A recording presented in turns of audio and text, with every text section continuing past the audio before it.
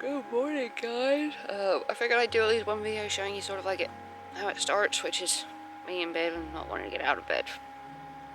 It always sucks getting out of bed. Not because my head's in the wrong place today, you know, sometimes it's difficult to get out of bed because, you know, your headspace is bad, but right now, in the last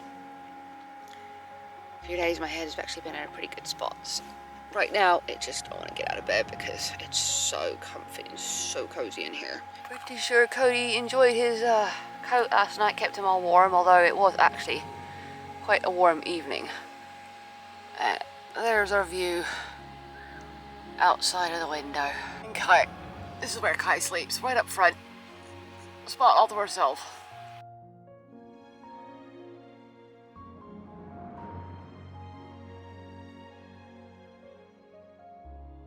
Welcome back to Wilder Hope Adventures. A proper good morning to you guys.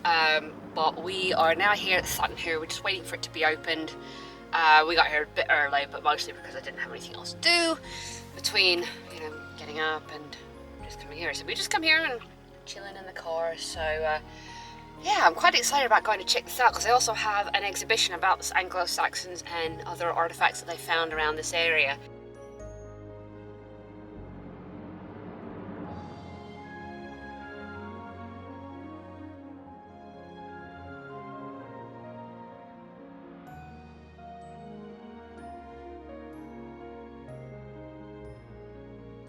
So before we go check out the burial sites and the old ships, we're in here checking out this beautiful collection. We've seen some Staffordshire hoard, which is about 4 kilograms of gold in different pieces.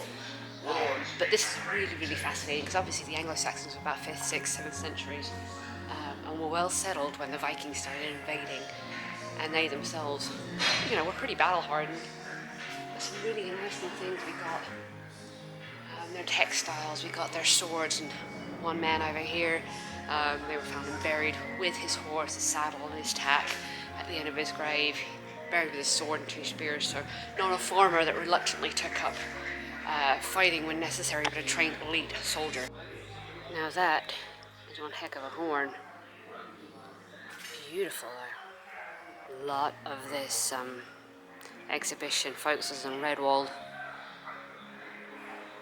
King of East Anglia, and how powerful and influential he was, along with his queen.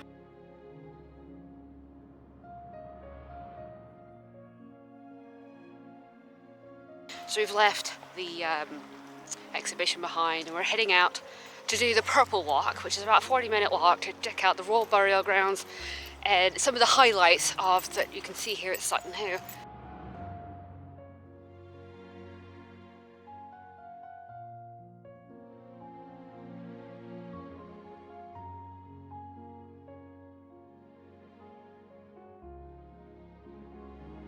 Walking next to some Piggly Wigglies over here. And you always gotta wonder, how do they not get cold when they're out there with a whole lot of fur and stuff. So what we're at here is the Royal Burial Ground, and it doesn't look like much. You got the very big one over here, which is, let's see what we have. We have number 2, which is the ship burial by the looks of it. Which is a burial chamber inside a ship. So apparently it was unsuccessfully robbed, but this was the one that was excavated. I believe this is the one that was excavated in 1939 that the movie The Dig is based off of. And then the King's burial and the Queen's burial are over in that direction. Apparently all of these grave sites were robbed at some point over the past centuries. Some of them successfully, some of them unsuccessfully, some of them never proven, but potentially robbed.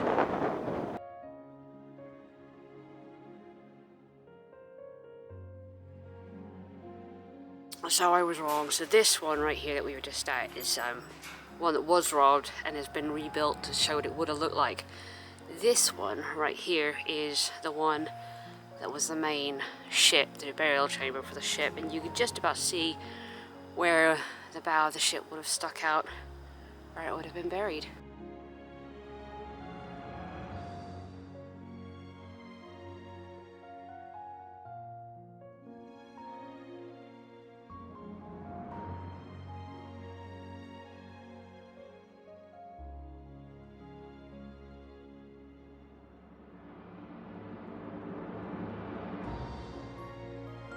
So we're just coming up to Tranmere House, and this is, I guess, it's called the Rabbit Field, you know, imaginatively enough. But just down below us would have been the river, or it is the River Devon, which was basically it connected King Redvald in the 600s upriver with his royal court at Rendlesham, and downstream, you know, you got the North Sea and all the wide world that opens up to him. But you could just imagine coming up this hill, dragging that ship that he was buried in all the way to the top where we saw him way up there. And you know, that would have been slaves that were doing that and singing and grunting, trying to get that massive ship up this hill. Just can't even imagine, you know.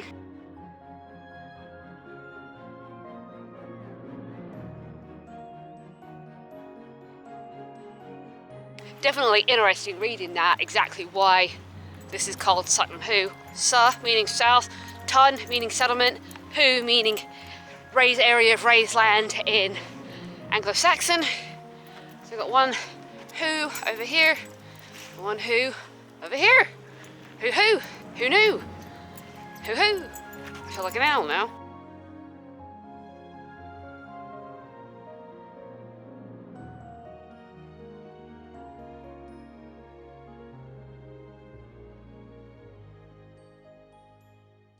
I think that's about us done here. I'm gonna admit, I must admit, I thought there was going to be more to this. Like you could actually see the excavation that they did. That would have been really fascinating, but that's not visible anymore, unfortunately.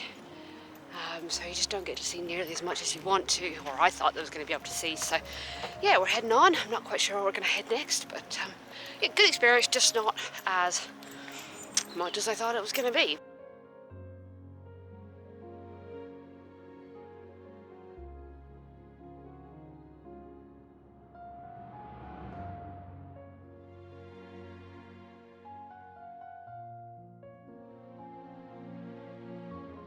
So we've come down to Leiston Abbey, which looks pretty impressive. I'm not quite sure which way we go. And I'm losing a dog. Cody, come on! It's English heritage owned, but it is free to get into, and it's one of the best surviving monastic ruins in Suffolk, and I can see why. It was originally in a different place, but it was moved in about the 1300s to its current location because it was built originally in a very, very bad place in a swampy area. So it was moved here. The first abbey was dismantled to utilize the building materials for this one, which is why some of this has some Norman influences. But when they rebuilt it, whoever oversaw the rebuilding of this added extra chapels and things like that, and eventually there was it was turned into a farmhouse, whereas the main chapel was turned into a barn, which is kind of oddball, but this is kind of neat. Oh, I think I'm losing all kinds of dogs right now.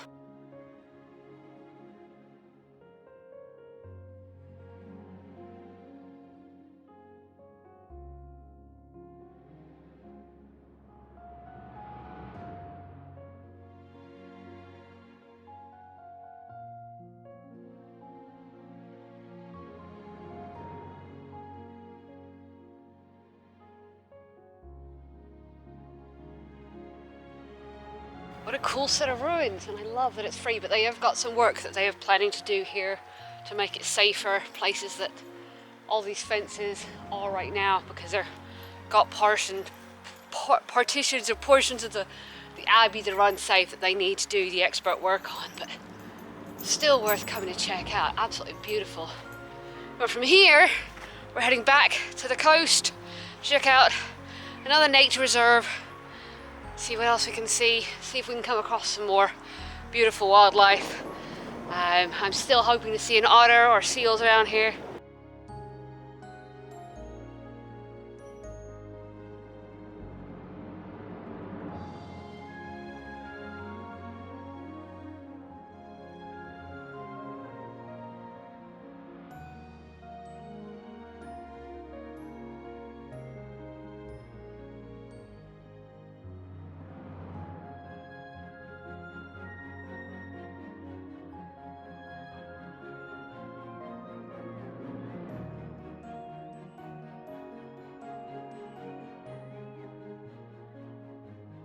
we're progressing further and further north, and I don't know if we've hit Norfolk yet or not, but I don't think we have.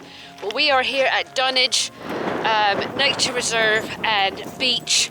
We're going to check out, we've already checked out the cliff up there, beautiful up there, but you've got to be very careful not to, you know, collapse it or something. But yeah, we're going to wander down to the beach, just kind of wander some of this beautiful heathland through here before we head out and find somewhere to camp for the night. But it's been a good day. It's been a very good day.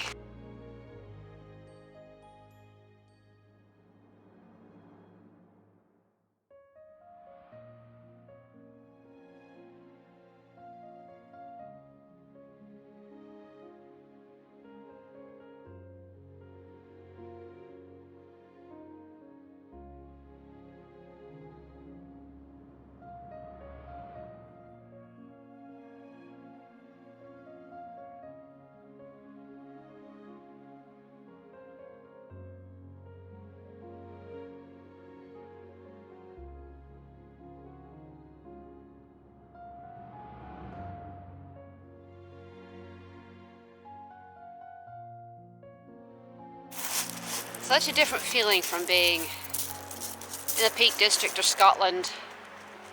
We've gone from the highest place in the UK, or the highest, you know, most varied in Scotland, to the flattest part of the UK, out in East Anglia, and you can just imagine in the summer how busy this beach probably is, but right now we've got this entire thing to ourselves. Watching the rollers come in, tiny rollers, but they are still rollers. Just feeling really good about where I'm at and what I'm doing.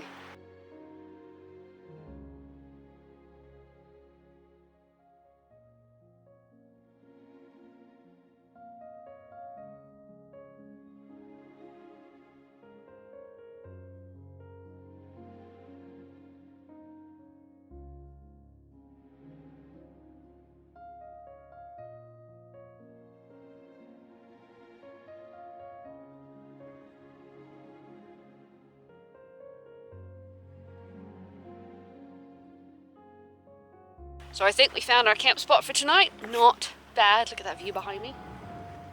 Probably one of the better views you're going to get in Suffolk. You don't usually get hills like this, so that's quite nice. But yeah, so we're set up here. It's a bit early, to be fair. I mean, I'm never usually at camp this early, but I didn't want to keep driving. I didn't really have anything else in mind to do, so we're just going to get set up, and eventually we'll get around to cooking some dinner.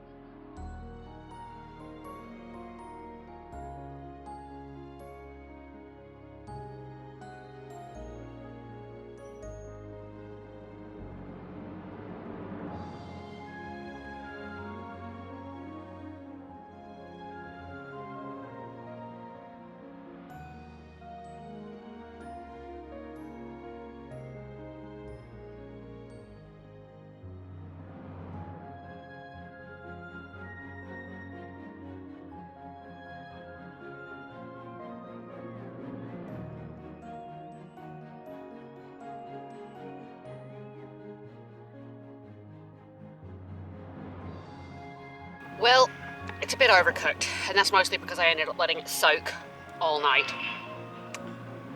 Still tastes good. Now I've got cheese. But yeah, it's a hack I use is I soak it for a couple hours and then I cook it because it takes a lot less fuel. But the risk that you run is over soaking it in some way. And remember the cheese, right? No.